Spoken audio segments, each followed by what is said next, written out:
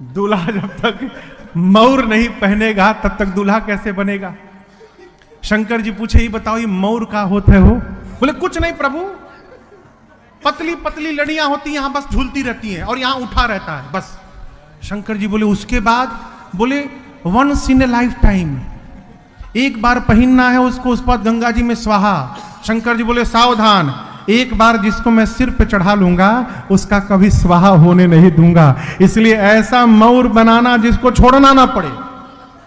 अब गण परेशान, ऐसा मौर कहां से लाया जाए? एक गण बोला रुको मैं उपाय करता हूं। गया एक जगह, 300-400 सांप नाच रहे थे। कितने सांप? 300-400। गण जाके बोला सुनो, तुम में से जो 10 mm से छोटे पतले वाले हो बाहर निकलो। जितने पतले पतले सांप हो सब बाहर निकलो। 30-35 सांप निकले, उनमें से बढ़िया बढ़िया सांप छांट के 25 सांप को अलग किया, सबके सिर को ऊपर उठा के बांधा और ला के बाबा के जटाओं में ऊपर से पहना दिए। सभी सर्पों के पूंछ बाबा के चेहरे के सामने झूलने लगे और सर्पों ने ऊपर फन फैला दिया। गण नाचने लगे, बोले दुनिया का कौन सा दूल्हा ऐसा मौर पहना होगा आज तक? शंकर भगवान बोले एकदम सही पहनाए हो। सांप काल है, जो काल को भी सिर पे आभूषण बना के धारण कर सकता है, वही कालों का काल महाकाल है। ये मेरा परिचय है। अब श्रृंगार शुरू हुआ। यहां क्या पहनते हैं? हाँ, कुंडल। कुंडल सोना का नहीं, सांप का। सांप का कंगन, सांप का बाजूबंद। एक गण ने कहा देखो गहना तो पहन लिए, फेशियल नहीं हो पाया, कम से कम पाउडरे लग जाए। अब कैलाश में पाउडर कहां से मिले हो? एक गण गया श्मशान से, चिता के भस्म को लेकर आया और सिर से पांव तक बाबा के शरीर पर भस्म का लेपन कर दिए। सब गण भभूत लाकर भस्म और पोत दिए और विकराल चेहरा हो गया। अब सोचिए भस्म लगे चेहरे पर, बाबा जब 3 आंख खोले होंगे, आए कितना सुंदर लगा होगा। सिर से लेकर पांव तक सांपे सांप। एक ने कहा कि गला थोड़ा सूना लग रहा है, माला ओला पहन लेना।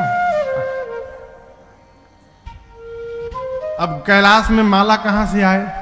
तो ये गण बोला रुको हम टेम्परोरी व्यवस्था करते हैं। अभी गया श्मशान में और अब की बार 35 खोपड़ी लेके आया। कितनी? 35 खोपड़ियों को लेकर आया। अब रस्सी कहां से आवे? तो एक पतला लंबा सांप था, उसको पकड़ के लाया, उसी में सारा खोपड़ी डाला और सांप के पूंछ और सिर को बांध के और बाबा के गले में पहना दिया। खोपड़ी की माला बाबा पहन लिए। अब वो धागा तो है नहीं, सांप है। सांप लहर मारे तो खोपड़ी की माला भी लहर मारे बाबा के शरीर में। एक हाथ में त्रिशूल, एक हाथ में डमरू, पूरा शरीर वाइट और गला नीले रंग का। कितना कंट्रास्ट होगा, आप दर्शन करिए। शंकर भगवान खड़े भये तो गणों ने देखा कि बाबा तो कुछ पहने ही नहीं है। एक गण ने कहा प्रभु आप कुछ पहने नहीं है। शंकर जी बोले कभी नहीं पहनता हूं। गणों ने कहा प्रभु दूसरे के नगर में जाना है। तो गणों ने कहा प्रभु दूसरे के नगर में ऐसे जाना थोड़ा ठीक नहीं है, आज पहन लेते तो। बाबा बोले क्या पहनाओगे, कपड़ा नहीं है। गणों ने कहा आप जिस पर बैठते हैं उसी को लपेट देते हैं। गणों ने बाघंबर उठाया और कमर में लपेटा, लेकिन बाघंबर में कोई बटन तो है नहीं, जैसे लपेटा गिर गया।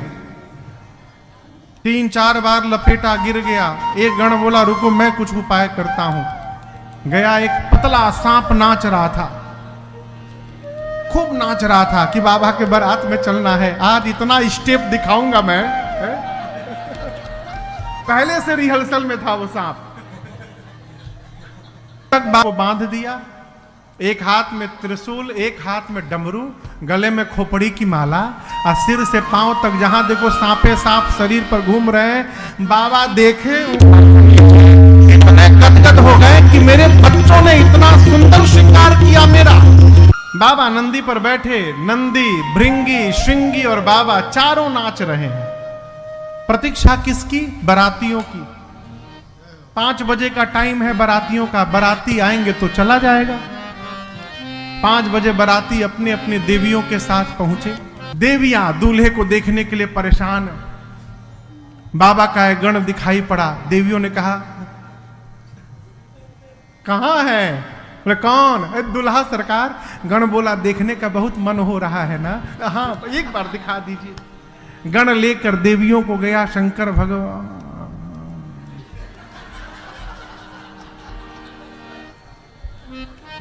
बगल वाली ने ठोका। इतने खतरनाक दूल्हे के लिए दुल्हन बनाई गई। अरे कौन बाप अपनी बेटी का विवाह करेगा? इतना खतरनाक दूल्हा। ये तो देवियां थीं। देवताओं ने शंकर भगवान को देखा, देवताओं का चेहरा उतर गया। क्यों?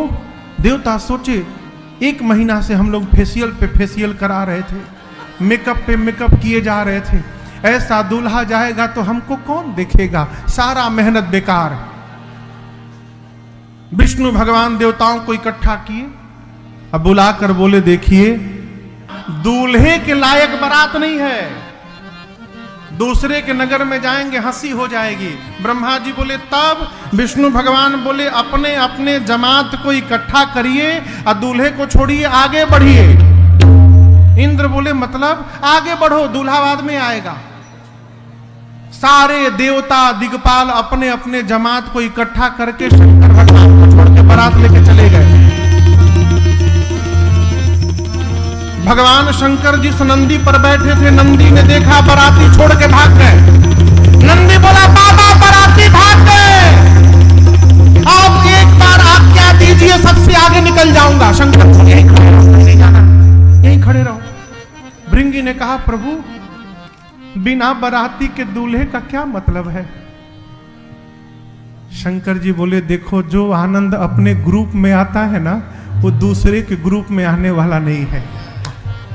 अपनी पार्टी को बुलाओ। गणों ने कहा प्रभु अपने पार्टी वालों को तो कार्ड नहीं दिया गया था। शंकर जी बोले हमरे पार्टी को कोई कार्ड दे के नहीं बुलाता। आपके घर में शादी होती है तो आप राम जी के लिए कार्ड लिखते हैं, गंगा जी के लिए, गणेश जी के लिए लिखते हैं ना, दुर्गा जी के लिए। कोई भूत के लिए कार्ड लिखता है? कोई भी आदमी कि हे भूत जी मेरी बिटिया की शादी में सपरिवार कृपा करने के लिए आइएगा, कोई लिखता है? बाबा बोले मेरे वाले को कोई नहीं बुलाता, वो सब बिना बुलाए पहुंचे रहते हैं, केवल हुंकार भरो सभी दौड़े आए। जैसे बाबा ने आदेश दिया, भृंगी ने झोला से निकाला तो कोहिया फूंका कैलाश पर, हर हर महादेव। जैसे 3 बार जय घोष हुआ, 10 दिशाओं से आवाज आने लगी, हर हर महादेव, हर हर महादेव। किसने बोला? कौन बोला कहिए? भूत, भूतिनी, प्रेत, प्रेतनी, ये भी सपरिवार आए हैं। भूत, प्रेत, पिशाच, हाकनी, हाकना, डाकनी, डाकना, डाइन, चुड़ैल, बुड़वा, राक्षस, निशाचर। इंडिया के नहीं इंटरनेशनल आए थे। पूरे विश्व के भूत प्रेत। अमेरिका के गोरे गोरे 8-8 फुट के भूत, एकदम गोरे गोरे, एक ही जहाज से उतरे थे सब, इकट्ठा सब खड़े भय, आपस में परिचय। How are you my dear? How are you? From where you are? तो I am from California. Oh nice to meet you, I am from New York. Everything is okay now? अंग्रेज भूत। वहीं बगल में वेस्ट इंडीज के करिया करिया भूत, हाँ, गयाना से, सूरीनाम से, ट्रिनिडाद टोबैगो से, इतने करिया करिया भूत, जब तक हंसे नहीं तब तक दिखाई न पड़े। Pure black.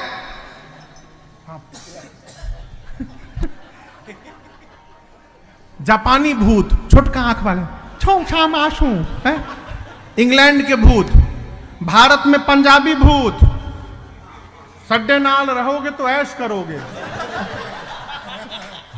पंजाबी भूत, बिहारी भूत, का जिला कहां घर हताहार। बुंदेलखंडी भी आए थे। इधर साउथ इंडिया से भी उंदरू पुंदरू पहुंचे थे सब। मेरी उल्ला नारू बागुन नारू, बागुन नारू, हाँ। सारे भूत प्रेत, बंगाली, गुजराती, उड़िया, बिहारी, कन्नड़, तमिल, तेलुगु सब पहुंचे। है भूत प्रेत, लेकिन संस्कार देखिए, आने के साथ भूतों ने सबसे पहला काम किया, भगवान शंकर को दंडवत किया है। लेकिन एक बात बतावें, एक समानता है, सबके हाथ में के खोपड़ी है, कपाल कर खोपड़ी। क्यों? सारे भूत एक एक खोपड़ी लेके घूम रहे हैं, कुछ खाने पीने को मिलेगा तो इसी में रख के पाया जाएगा।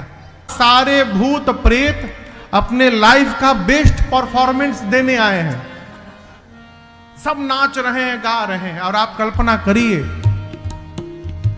एक साथ कुत्ता, सूअर, सियार और गधा, ये चारों एक साथ बोलने लगे, कितना सुंदर लगेगा ना सुनकर। बाबा की बारात चली, भूत प्रेत गाने लगे, नाचने लगे। देवता आगे हैं, एक देवता के कान में हर हर महादेव आवाज आई, सोचने लगे बाराती हम लोग हैं, ये पीछे से हर हर महादेव कौन करने लगा। पीछे मुड़ के देखे, अरे बाप। दूसरे देवता ने कहा, पीछे क्या देख रहे हो? उस देवता ने कहा, तुम भी देखो। बाबा की बारात पहुंची हिमाचल जी के नगर पर। एक नियम है कि बारात के आने के बाद कन्या के घर से कुछ लोग, बुजुर्ग लोग, हाथ में माला लेकर, जलपान मिष्ठान लेकर और बारातियों का स्वागत करने जाते हैं। उनको अगुवान कहते हैं। हिमाचल जी के नगर से अगुवान हाथी घोड़े पर बैठ के बारात के स्वागत के लिए गए। सबसे आगे देवताओं की टोली थी, समाज, एक से एक दिव्य सुंदर देवता। देवताओं की सुंदरता देखकर बावले हो गए अगुवान, लगे नाचने। जीवन में इतना सुंदर बारात नहीं देखा कभी। इसमें से दूल्हा कौन है? वो घोड़ी पर कोई बैठा है नहीं, सब सुंदर है। सबसे सुंदर भगवान विष्णु दिखाई पड़े। हरि ही देखी अति भय सुखारे। एक अगुवान बुजुर्ग थे बेचारे, विष्णु भगवान के पास जाकर बोले, आप ही है ना? छिपाइए मत, हम सब पहचान गए, आप ही है ना? विष्णु भगवान बोले, कौन? दूल्हा आप ही है ना? विष्णु भगवान बोले, अरे बाबा हम बाराती हैं, दूल्हा तो पीछे से आ रहा है अभी। सुने अगुवान की बाराती इतने सुंदर, लगे नाचने। ब्रह्मा जी बोले, क्यों नाच रहे हो? बोले, जिस बारात के बाराती इतने सुंदर सुंदर, दूल्हा कितना सुंदर होगा। ब्रह्मा जी मन में बोले, नाच लो बाबा, नाच लो। हाँ, जब तक दूल्हा आ नहीं रहा तब तक नाच लो, क्योंकि दूल्हा दिखाई पड़ेगा तो नाचोगे नहीं, भागोगे यहां से। हाँ। देवताओं का वेलकम शुरू हुआ, स्वागत। सबके लिए गले के लिए माला, मिठाई का डब्बा और गिलास में फलों का नाना प्रकार का रस, आम का, संतरे का, अंगूर का। ब्रह्मा जी सभी देवताओं को जमा किए और बोले, देखो कि स्वागत करने वाले तभी तक है जब तक पीछे वाली पार्टी नहीं आ रही है। पीछे वाले आएंगे सब भाग जाएंगे, तो जो मिल रहा है उड़ाते जाओ। कोई नाटक नहीं करेगा कि गला खराब बा, ऑरेंज नहीं मैंगो जूस चाहिए, ऑरेंज जूस मिल रहा उड़ाओ, नहीं तो पीछे वाली पार्टी आ गई तो वो भी नहीं मिलेगा। देवताओं का स्वागत शुरू भैया, माला, मिठाई, जलपान, फलों का रस। तब तक पीछे वाली पार्टी की आवाज आई। सारे भूत प्रेत अकड़म बम मकड़म बम, ग्राम ब्रुम ग्राम द्रुम, कुछ भी बोल के बम लगा दे। भूतों का लैंग्वेज है वो, हाँ, उनकी अपनी भाषा है। केवल बम समझ में आवे। अगुवान के कान में बम बम आवाज आई तो एक देवता से अगुवान पूछे कि अभी और बाराती छूट गए हैं कहाँ पीछे? ये आवाज आ रही है कान में। देवता तो समझ गए कि पीछे वाली पार्टी आ गई है। देवता ने कहा, देखिए किसी भी प्रकार के साउंड पर ध्यान मत दीजिए, ये केवल आप लोगों को भटकाने का प्रयास किया जा रहा है। आप लोग सारा ध्यान हम लोगों पर बना के रखिए। लाइए आम का रस दीजिए इसमें। अब उस देवता के गिलास में अगुवान आम का रस दे ही रहे थे, तब तक एक भूत आकाश में से उड़ता हो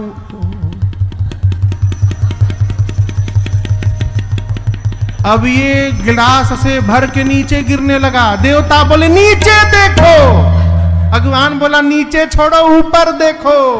आ गया, चारों तरफ से भूत प्रेत टूट पड़े। अरे हाथी घोड़े भाग लिए। छोटे छोटे बच्चे आए थे बारात देखने के लिए।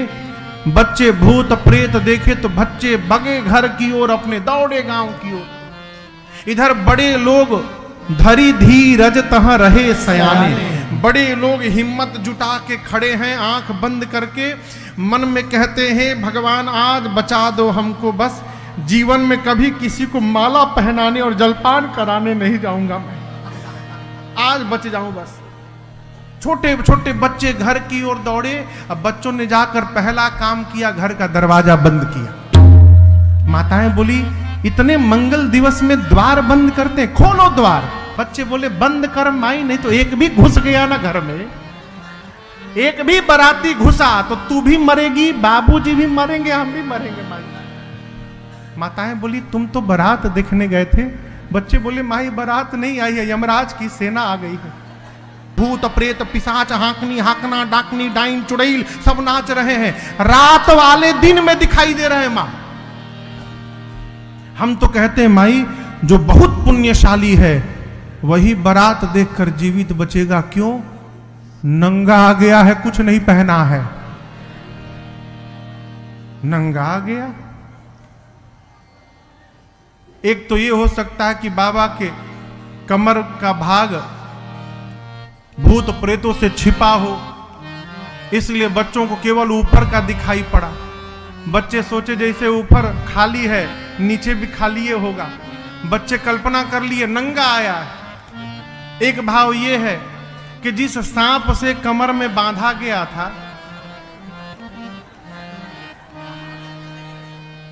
वो तो दुनिया भर का स्टेप याद करके बैठे थे।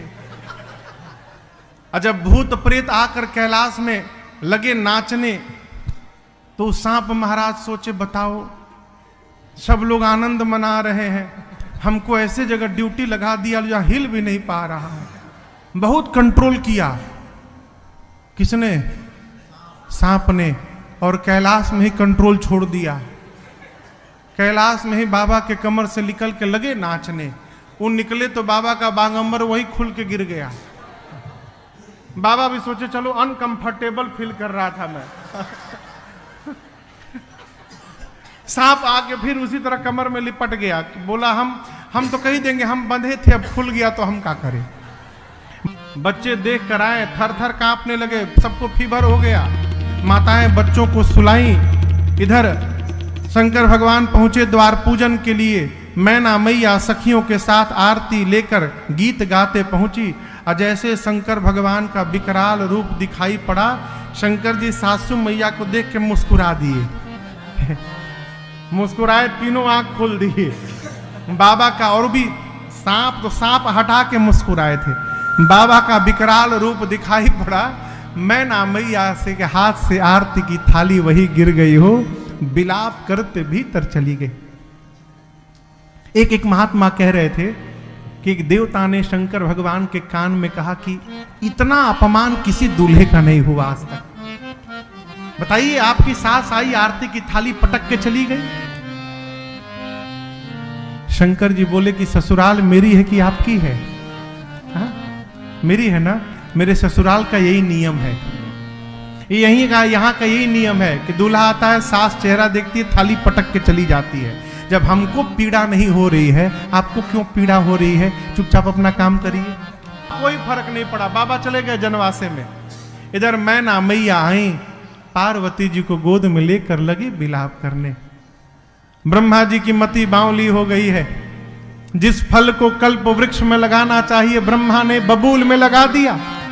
मैं तुमको लेके पर्वत से छलांग लगा दूंगी, जल में डूब जाऊंगी, अग्नि में जल मरूंगी, लेकिन इस पागल के साथ कदापि विवाह नहीं होने दूंगी। इसी बीच किसी माता ने पूछा कि ये दूल्हा कौन बताया था? नारद जी याद आ गए हो। मैना मैया ने इतना सुनाया नारद जी को, घर उजड़ जाए उनका। अरे होगा तब न उजड़ेगा, उनका तो घर ही नहीं है। मैना मैया कहती है इस पागल के लिए मेरी बेटी को कहा तपस्या करो। नारद क्या जाने बेटी की पीड़ा क्या होती है? मैना मैया जब नारद जी को भला बुरा कहने लगी, तब पार्वती मैया ने कहा, मां क्या आप ब्रह्मा जी की लेखनी बदल सकती हो मां? मैना जी बोली नहीं। तो पार्वती जी ने कहा, मां फिर व्यर्थ में किसी को दोष लगाकर स्वयं कलंक की भागी क्यों बन रही हैं? मां मैं धरती के किसी भी कोने में रहूंगी, जो मेरे भाग्य में है वही प्राप्त होगा। नारद जी वेद शिरा आदि मुनियों को लेकर पहुंचे हिमांचल जी के घर में और बोले, हिमांचल जी आपकी बेटी पार्वती बाद में है, उससे पहले अजा है, अनादि है, शक्ति है, अविनाशिनी है, सदा शंभु अर्धांग निवासिनी है। ये शिव की अर्धांगिनी है, आदि काल से शक्ति है, जगदम्बा है। पिछले जन्म में सती थी, शिव के वचनों पर विश्वास नहीं किया, इसलिए शरीर छोड़ना पड़ा। इस जन्म में आपके पुण्य के कारण पार्वती बन के आपके घर में अवतार ली है। ये आपकी बेटी बाद में जगदम्बा है। ये हिमांचल मैना सुने कि मेरी बेटी जगदम्बा है, जाकर पुनि पुनि पार्वती पद जाकर मां के चरणों में दंडवत किए हैं। बरातियों का भोजन हुआ। ब्रह्मा जी के कहने पर भगवान शंकर पीतांबर वस्त्र धारण करके मंडप में आए हैं। सखियां मेरी मां को लेकर आई हैं। मुनियों ने सब वेद भगवान में जो विवाह की विधि बताई है मुनियों ने करवाई। जैसे पानी ग्रहण संस्कार संपन्न हुआ, 3 लोक एक स्वर से गुंजायमान हुआ, बोलिए उमापति महादेव की जय।